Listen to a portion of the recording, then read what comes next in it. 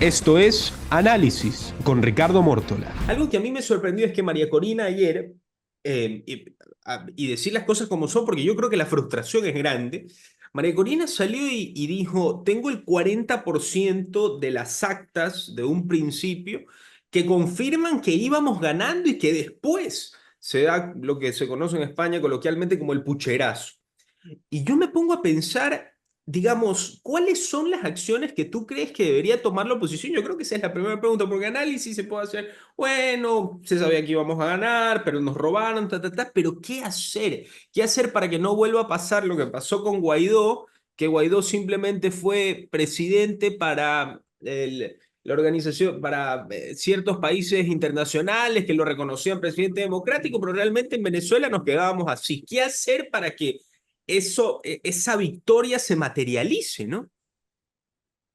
Tienen que demostrar con las actas que el verdadero presidente es Edmundo y hacerlo primero por la vía que corresponde. Yo entiendo la presión, la responsabilidad que tiene el comando opositor de pedirles a los venezolanos que no se rindan, pero a la vez también de precautelar sus vidas, porque Venezuela durante estos últimos años sí ha intentado en varias ocasiones rebelarse en contra del régimen de Nicolás Maduro y luchar por su independencia, pero se ha derramado mucha sangre inocente y también se han encarcelado a muchas personas inocentes por únicamente luchar por liberar a su país. Entonces, eso María Corina Machado, Edmundo González quieren evitar que su pueblo muera en manos del régimen de Nicolás Maduro. Pero evidentemente lo que yo sí considero es que no pueden rendirse Ujú. y que, como dice María Corina Machado, tienen que llegar hasta el final con las actas. Espero que puedan tener muchas más actas de las personas que estuvieron en el proceso electoral del lado del comando opositor. Entiendo que el gobierno de Nicolás Maduro puso todas las trabas para impedir que tengan observadores electorales, Ujú. control electoral, y me Total. consta, porque nosotros íbamos a apoyar como observadores en este proceso. Nosotras, Iris Triviño y mi persona, como asambleístas del movimiento Construye, eh, que fuimos invitadas por el comando opositor liderado por María Corina Machado, por Edmundo González, ¿A ni ustedes siquiera nos dejaron ingresar a Venezuela. quién las llamó en un principio, Ana, para poner las cosas en orden? ¿Cómo fueron ustedes invitadas a formar parte de ese proceso? La invitación fue por parte de María Corina Machado a María Paula Romo, Ujú. eh, del movimiento Construye, y Ajá. María Paula Romo nos delegó a nosotras, nos eligió para que fuésemos en representación del movimiento a apoyar en este proceso a mi persona, a Iris Triviño y a Luis Fernando Ayala. ¿Hace cuánto tiempo se hizo esta invitación, Ana? O sea, ¿cuánto tiempo se lleva preparando esta veeduría internacional? A mí me ¿Semanas? informaron hace un mes. ¿Hace un mes? Obviamente era un tema, sí, que lo manejábamos con mucha reserva para no Ajá. levantar alertas y Ya. justamente evitar lo que en efecto sí sucedió. Bueno, nosotros salimos muy temprano de Quito. Nuestro vuelo Ajá. tenía una escala Ya. en Bogotá, en Colombia, ¿ya? Ujú. Viajamos con 3 maletas, 2 de mano y una grande que se fue en bodega del avión y que nos la iban a entregar en Venezuela, en el Claro. aeropuerto de Maiquetía, que es el principal aeropuerto del país. Maiquetía es otra ciudad distinta a Caracas, no llegábamos directamente a Caracas. Bueno, el Claro. asunto es que viajamos, llegamos a Bogotá, hicimos ahí la escala, no hicimos migración porque era solamente de paso estar ahí en Bogotá. Y en el momento ya de abordar el avión, nos llamó la atención que nos dijeron que no podíamos entrar con nuestro equipaje de mano y que teníamos que mandarlo en bodega.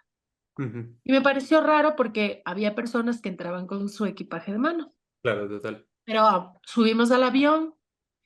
Esta parte aquí es importante porque durante el vuelo había un joven con una chompa de colores tricolores y unas estrellas que iba arengando a la gente en contra de Maduro. O sea, como que vas a caer Maduro, y por ahí una familia gritaba cosas como que sí, vamos a ser libres y cosas Adentro así. del avión, Ana. Adentro del avión, sí, pues ya nos bajamos del avión.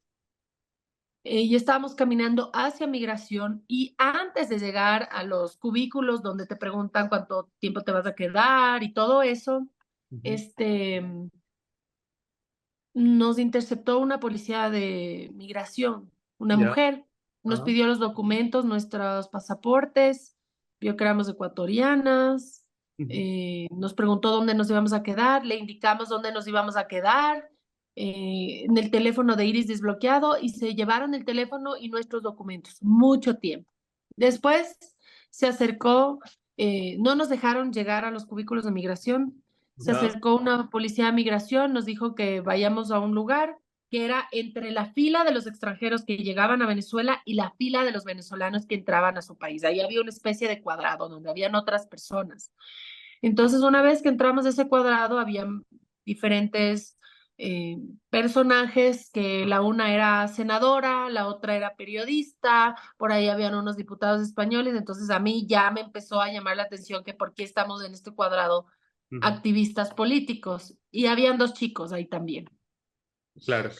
Entonces no nos dejaban ir ni al baño porque quería yo ir al baño para poder sacar el teléfono y decir que está pasando algo, ¿no? Pero no se podía. Después veo que llega el joven que iba arengando a la gente desde el avión, el de la chompa tricolor, Ajá. encabezando un pequeño pelotón de policías migratorios, Claro. así, todo empoderado, como liderándoles. Y Ujú. se para al frente de la fila que hacían los venezolanos y empieza a señalar. Ellos, ella, él, a señalar a todas las personas que gritaban en contra de Maduro desde el No avión. te creo. Lo estaba ¿Ya? vendiendo. Era como inteligencia que vino Ok. del avión identificando, ¿ya? Y Ok. coge policía migratoria y separa a todas esas personas como al perro Ujú. de la fila de migración. Y yo empiezo a preguntar, y ya nos acompañaban dos hombres de policía migratoria. El uno caminaba unos metros más adelante con la senadora y los dos chicos, y el otro caminaba atrás, como escoltándonos a Iris y a mí. Ujú. Él estaba con una actitud tranquila, yo me tenía un abanico porque, como les decía, ese aeropuerto detenido en el tiempo, en los años 90, no tenía ni aire acondicionado, en un Ya. lugar súper caluroso. Y yo amablemente le digo, señora, ¿dónde nos lleva? Callado. Vuelvo, señora, ¿dónde nos lleva? Y no respondí, no respondí a la tercera vez. Dije, yo no me voy a mover hasta que usted no nos diga dónde nos lleva. Porque yo ya empecé a pensar, Ya te nos van desesperaste. a desaparecer, nos Ya, van a claro. desaparecer. Ya, pues estamos hablando del régimen de Nicolás Maduro, Claro. que ha derramado sangre inocente. Y no nos dejaban comunicarnos ni con Cancillería, nos impedían sacar el teléfono. En este punto ya no estábamos en la zona de migración. No sé, estamos caminando hacia los counters de las aerolíneas. Como nosotros no conocemos de ese aeropuerto, no sabíamos a dónde nos estaban llevando. Resulta que, ¿saben qué? Nos deportaron, sí nos deportaron, pero ni siquiera a Ecuador. Nos deportaron a otro país. Nos deportaron a Colombia. Y les decíamos, nosotras no somos de Colombia, ¿por qué nos están deportando a Colombia? No les importaba nada. Sí. Y ahí nos devuelven los papeles y entramos en el avión que nos llevó a otro país que no era el nuestro. Y desde el avión hicimos un video que enseguida les enviamos, que es donde se ve que nos estamos sentando en el avión y estamos contando que nos están deportando y todo eso, y que se hizo noticia nacional y también se hizo noticia internacional, porque ese día fue un operativo masivo para impedir que entren veedores. Entonces, al nosotras ver que en Venezuela no hay ni Dios ni ley, a mí me dio la certeza de que Maduro iba a hacer lo que le dé la gana el día de las elecciones. No nos olvidemos que el presidente del Consejo Nacional Electoral venezolano fue diputado madurista y fue contralor de Nicolás Maduro.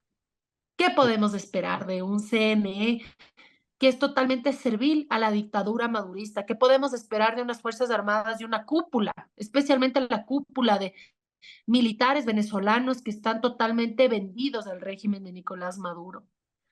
Entonces, lo que se vivió ayer realmente me indignó, Ujú. porque yo sí pude vivir en carne propia, los abusos que se viven en Venezuela. Y ahí entendí por qué los hijos se separan de sus padres, por qué hay familias enteras que salen caminando con niños en brazos, con apenas poco dinero, por qué tienen que soportar xenofobia, tienen que pedir caridad por lo que viven en su país. Están desesperados. Y ayer tenían una esperanza que no puede ser apagada y que tienen que llegar hasta el final. No pueden dejarse robar las elecciones. Recuerden a Simón Bolívar, que nació en su patria, Venezuela, que nos liberó del yugo español después de una guerra independentista donde sí, hubo próceres que tuvieron que ofrendar sus vidas en nombre de la libertad y de la independencia. Y probablemente en la última instancia, tal vez eso es lo que tenga que tener Venezuela, pero también en este punto hacer un llamado a los estados democráticos del mundo para que no reconozcan a Nicolás Maduro como presidente y para que apoyen a Venezuela en su libertad. Eso necesitan, porque sigue habiendo pobreza, miseria en ese país por culpa de la dictadura de Nicolás Maduro.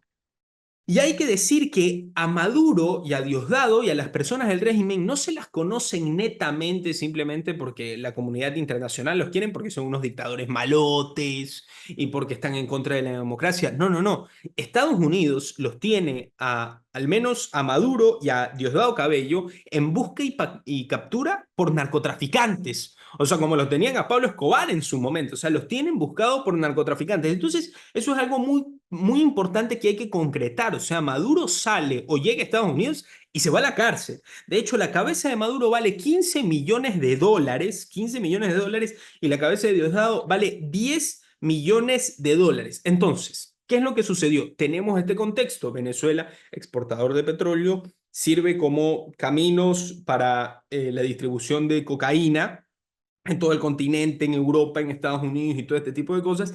Entonces, ¿qué es lo que pasa con Maduro? Maduro no puede salir del poder, no puede dejar salir del poder, porque apenas sale y se va a Estados Unidos y lo votan, se va a la cárcel. Entonces, él tiene que negociar su salida. Y eso fue lo que estuvo pasando en estos meses. Tanto así, que ustedes pueden ver en los discursos antes de las elecciones, incluso cuando fue el atentado contra el presidente Trump, que Maduro decía que Dios bendiga a los Estados Unidos de América, que Dios bendiga al presidente Donald Trump. Entonces se empezó a sentir como una retórica bastante complaciente con el imperio, con el famoso imperio, como ellos lo llaman.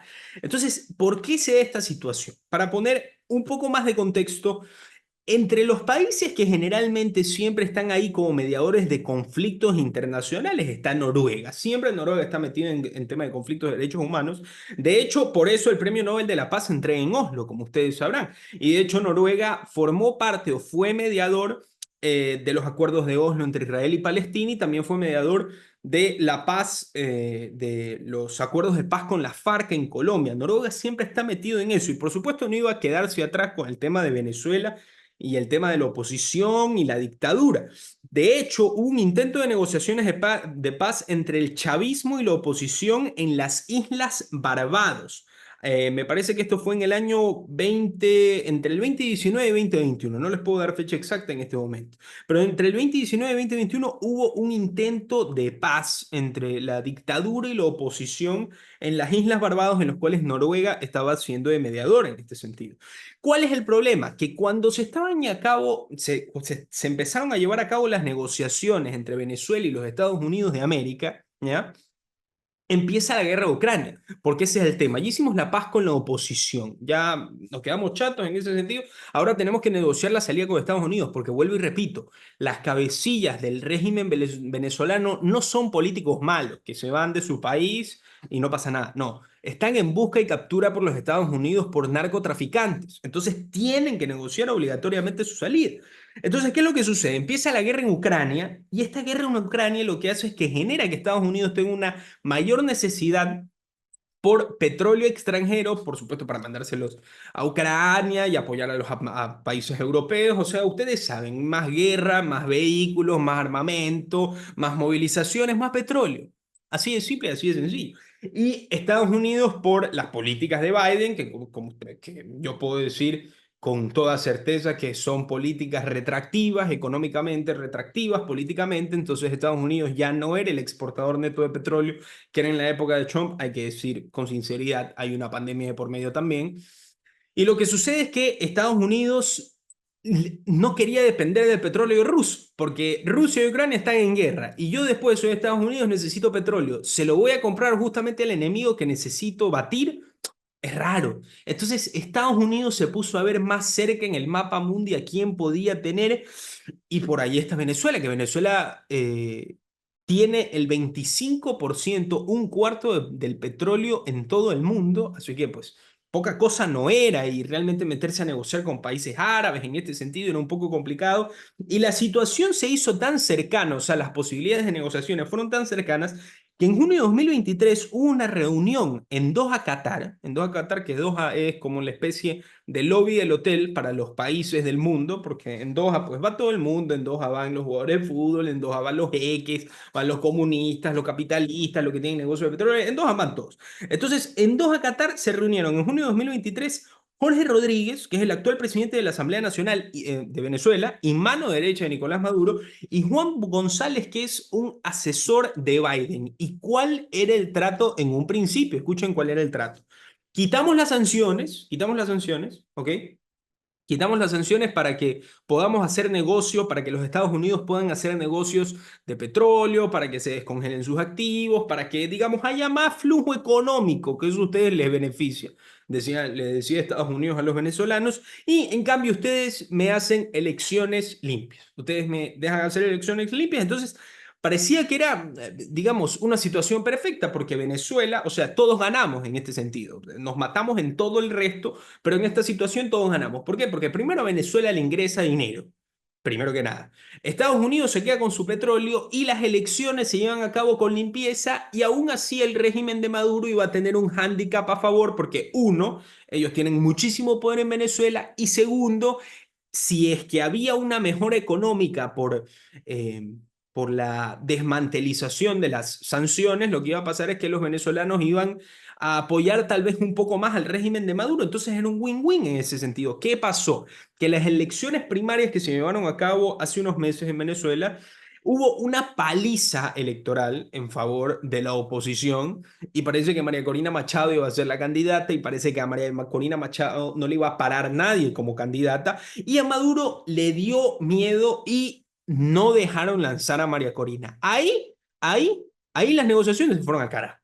Ahí Estados Unidos dijo, no me dejaste lanzar a María Corina. Bueno, hasta aquí llegamos. Aquí no hay negociación porque no se puede con esto, porque ese era el trato. El trato era, se acaban las sanciones, Estados Unidos negocia con Venezuela, tú me dejas hacer elecciones limpias, y elecciones limpias también cuenta que sea María Corina la que esté en las elecciones, que cualquier persona que esté en facultades de presentarse como candidato a la oposición lo haga. Bueno, Venezuela no lo permitió en este sentido. Entonces, en abril de 2024, hace unos meses nada más, ustedes se enteran de la noticia, porque ese es el tema, de que como la información intoxica tanto y parece que estamos tan informados durante el día, pero realmente no estamos informados de nada, porque recibimos información descontextualizada de redes sociales, que leemos las primeras líneas y hacemos swipe para arriba. Entonces, por eso mucha gente se sorprendió cuando en abril de 2024 salía en las primeras planas de los principales diarios del mundo: Estados Unidos reimpondrá sanciones petroleras por dudas sobre elecciones, y las personas decían, pero reimpondrá, ¿de cuándo? Entonces, ¿cuándo fue? Entonces, aquí ya los estoy explicando para que ustedes me entiendan que en abril de 2024, cuando ya a María Corina no la dejaban lanzarse y todo por el estilo, ahí Estados Unidos, bueno, dijo hasta aquí. Por supuesto, esto solo pasa en el gobierno de Biden, ¿ah? Llega Trump y se les acaba la fiesta, y yo creo que eso también influyó en este sentido. Ya les voy a explicar por qué.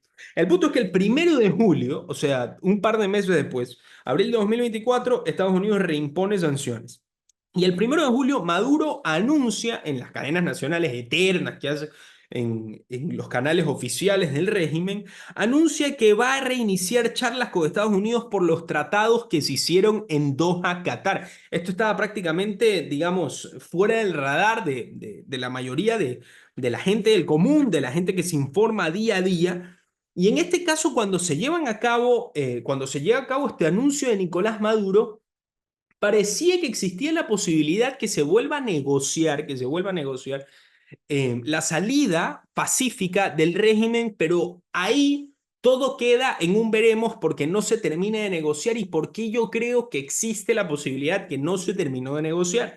Yo creo lo que hay detrás en este sentido es la llegada del presidente Donald Trump, porque todo hay que verlo con perspectiva, todo hay que verlo con tiempo. Entonces, yo lo que creo que sucedió en Venezuela, no lo puedo confirmar, pero simplemente puedo dar mi teoría o mi opinión subjetiva, que como digo, no deja de ser subjetiva y probablemente sea errónea, pero me baso en la información que tengo a la mano en este momento. Y yo lo que creo es que sí hubo una negociación que se estuvo llevando a cabo para la salida de Nicolás Maduro. Incluso ciertas fuentes mías me dicen que ayer la oposición, la gran mayoría de la oposición, incluso ni siquiera tenían los apoyos de los militares, ya se daban por perdidas en las elecciones y estaban planeando, se podría decir, ponerse en una posición de derrota en frente de los Estados Unidos y empezar a negociar desde este mismo fin de semana. Según algunos analistas políticos que yo sigo, dicen que realmente el duro ahí, el que no quería que Venezuela entregue, que el dictador Maduro entregue el poder, era Diosdado Cabello. Parece que el que más estaba picado ahí era Diosdado Cabello. Tanto así que algunos analistas, como digo, y digo algunos y no digo información contrastada, información confirmada, porque como digo, en unas elecciones fraudulentas que las llevó a cabo un régimen delincuente y narcotraficante como el de Maduro, nada está contrastado. Así que nos tenemos que basar en la especulación. Entonces, en la especulación que estoy haciendo y en la especulación que ciertos analistas políticos que yo sigo daban, es que incluso Nicolás Maduro no se esperaba ganar estas elecciones, que cuando recibe la noticia de que ganó en Tarima, no se le esperaba. Pensó que la noticia que le iban a dar era de que había sido derrotado por la oposición. Entonces yo creo que eso es lo que hay que ver un bigger picture, por decirlo, porque yo creo que los venezolanos, y esta es mi reflexión final y con esto termino, yo creo que a los venezolanos me da pena que se les pueda vender una falsa esperanza en estas situaciones y que al fin y al cabo lo que dicte el resultado de la democracia y la liberación de un país sean negociaciones internacionales de ciertos países que aparentemente defienden la democracia y la libertad. Yo entiendo que Estados Unidos seguramente que hubiese querido que Venezuela se libere finalmente. Pero yo estoy seguro que no lo iban a hacer gratis. Y yo me imagino que ya metidos tan adentrados en la negociación, a mí me parece que los Estados Unidos tenían una responsabilidad moral y espiritual como defensor principal de las democracias de Occidente, de finalizar las negociaciones de una manera u otra para que finalmente el régimen caiga. Estados Unidos tenía que vender, en mi opinión, el oro y el moro para que Maduro caiga y para que los venezolanos reciban esa libertad y puedan volver a sus países. Yo ayer veía a la gente en redes sociales llorando en las calles de todas las capitales de Latinoamérica y aún así, Venezuela no logró liberarse y como digo, hay que verlo en perspectiva porque este pucherazo, este fraude, este golpe de Estado no es aislado, no es planeado simplemente porque sí, no es porque Maduro se quiere quedar en el Palacio de Miraflores 6 años más porque duerme cómodo en la cama de Miraflores, no, hay que verlo de otra perspectiva y la otra perspectiva es que Maduro y los Estados Unidos estuvieron negociando la transición democrática y no llegaron a buen puerto y Estados Unidos falló en esas negociaciones. Y yo espero que con la llegada de Donald Trump ¿cuál es la palabra correcta? Se ponga enfirmezca las medidas en contra de Venezuela, porque yo creo que los venezolanos se les dio la mano en cierto punto para poder negociar al régimen, me refiero, y, simplemente se le llevaron el brazo a los Estados Unidos y se sentaron con Estados Unidos y se sentaron en Qatar y iban a negociar todo este tipo de cosas y al fin y al cabo no pasó nada y el régimen hizo lo que se les da la regalada gana y Estados Unidos no tiene voz ni voto en este sentido. Entonces yo lo que creo es que espero que la próxima administración, que es la administración del presidente Trump, se haga respetar con mayor firmeza, con mayor astucia ante el régimen dictatorial venezolano que, como digo, ayer vence las elecciones con un fraude escandaloso y con una historia de negociación fallida por detrás. Esto fue Análisis con Ricardo Mórtola.